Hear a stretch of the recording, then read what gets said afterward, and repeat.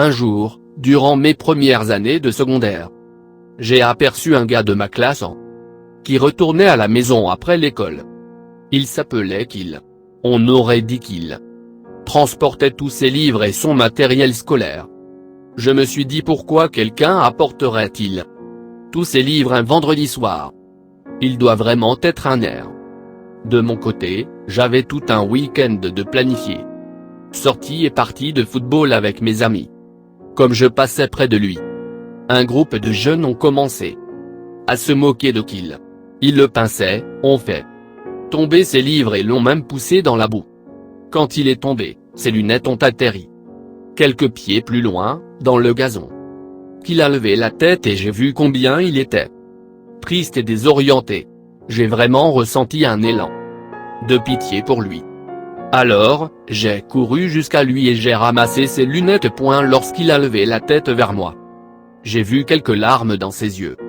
Ces gars-là étaient vraiment des imbéciles, lui ai-je dit. Il m'a regardé et m'a remercié. Il avait un énorme sourire dans lequel on pouvait voir toute la gratitude du monde. En l'aidant à ramasser ses livres, je lui ai demandé où il habitait. J'ai été surpris de voir qu'il habitait tout près de chez moi. Il m'a alors expliqué qu'il allait auparavant dans une école privée. Je ne pensais jamais un jour être un copain avec un petit prêt. Nous avons parlé tout au long du chemin. Il s'est révélé être un très bon gars. Je lui ai alors demandé s'il voulait venir jouer au football avec mes copains et moi le lendemain. Il s'est empressé d'accepter. Nous avons donc passé le week-end ensemble et plus le temps avançait, plus je me rendais compte que Qu'il était vraiment quelqu'un de bien. D'ailleurs, mes amis aussi pensaient la même chose. Le lundi matin, j'ai encore aperçu Qu'il qui retournait à l'école avec sa pile de livres. Je l'ai rejoint encore une fois et lui ai dit « Oh oh, tu finiras par avoir des muscles d'acier à trimballer tes livres comme ça. » Il a bien ri et m'a passé la moitié de ses livres. Durant les années qui ont suivi, nous sommes devenus les meilleurs copains du monde. Qu'il était vraiment un élève très intelligent. Il voulait faire sa médecine tandis que moi, j'allais finalement à l'université. Grâce à une bourse de football. Je l'agaçais tout le temps, en lui disant qu'il n'était qu'un air. Pour notre graduation, qu'il devait préparer un discours. J'étais bien content que ce ne soit pas moi. Qu'il était devenu un jeune homme bien dans sa peau, qui plaisait beaucoup aux filles. D'ailleurs, il faisait beaucoup plus de conquêtes que moi. La journée de la graduation, je voyais bien que Qu'il était nerveux. Pour le rassurer, je lui ai donné une bonne tape dans le dos en lui disant « Ne t'inquiète pas, tu vas être génial ». Il m'a encore regardé avec un de ses regards, celui plein de gratitude, et m'a remercié. Lorsqu'il est arrivé devant le micro, il s'est éclairci la gorge et a commencé son discours. Une graduation, c'est le moment idéal pour remercier tous ceux qui nous ont aidés durant toutes nos années du secondaire. Nos parents, nos professeurs, nos entraîneurs. Mais surtout nos amis. Je suis ici pour vous dire qu'être l'ami de quelqu'un, c'est le plus beau cadeau qu'on peut lui donner. Je vais vous raconter une histoire. J'étais vraiment très surpris lorsqu'il a commencé à raconter notre première rencontre.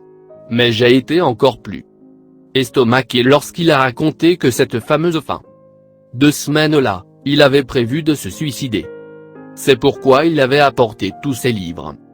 Pour que sa mère ne soit pas obligée de faire le ménage de son casier. Il m'a regardé et m'a fait un sourire. Heureusement, j'ai été sauvé. Mon ami m'a empêché de commettre l'irréparable. J'ai entendu le silence provoqué par son discours. Dans la salle, le discours d'un jeune homme distingué, beau bonhomme, intelligent et populaire. Je me suis retourné et j'ai vu ses parents qui m'ont souri avec le même regard plein de gratitude que Qu'il avait eu à mon égard.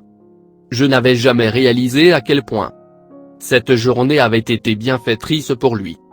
Ne sous-estimez jamais le pouvoir de vos actions. Avec un simple petit geste, on peut changer la vie d'une personne, pour le meilleur ou le pire. Nous avons tous un impact dans la vie de tous les gens que nous rencontrons. Les amis sont des anges qui nous remettent sur nos pieds quand nos ailes ne savent plus comment voler.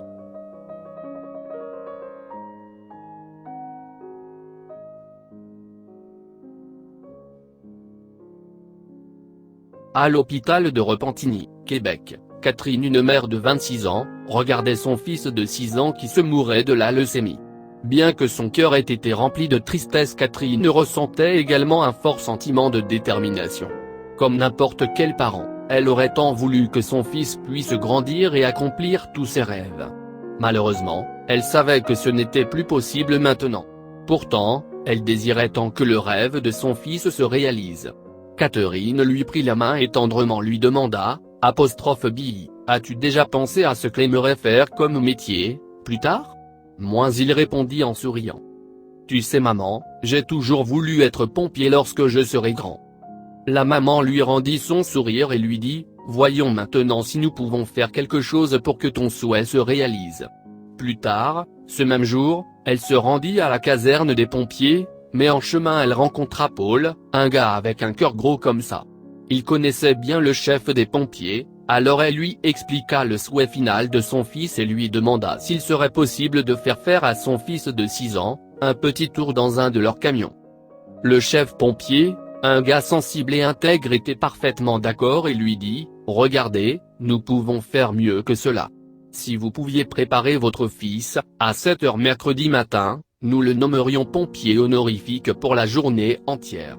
Il peut venir à la caserne, manger avec nous, sortir à tous les appels de feu et expérimenter tout ce que comporte notre journée.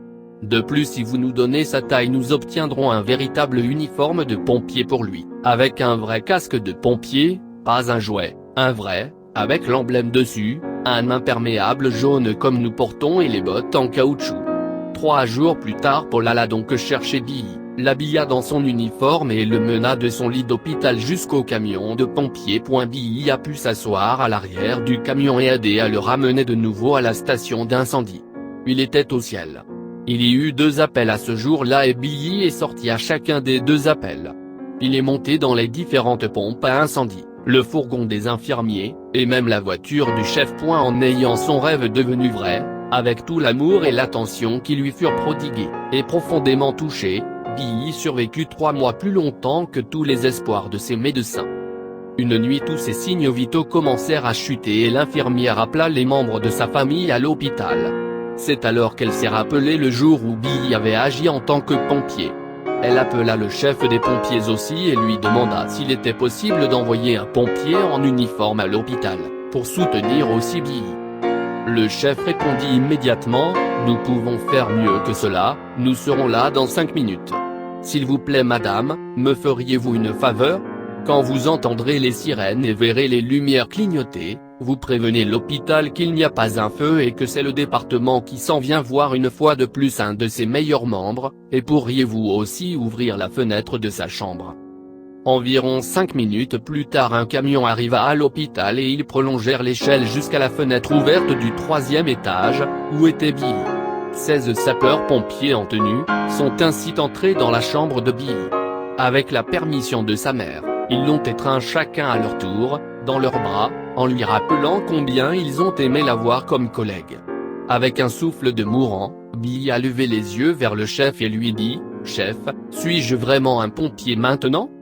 Le chef René lui dit, « Billy, tu l'es, et même tu es le chef principal, Jésus te tient par la main. » Alors Billy a souri et il répondit, « Oui je sais, il a tenu ma main toute la journée. » Et tout doucement, Billy ferma les yeux, une dernière fois.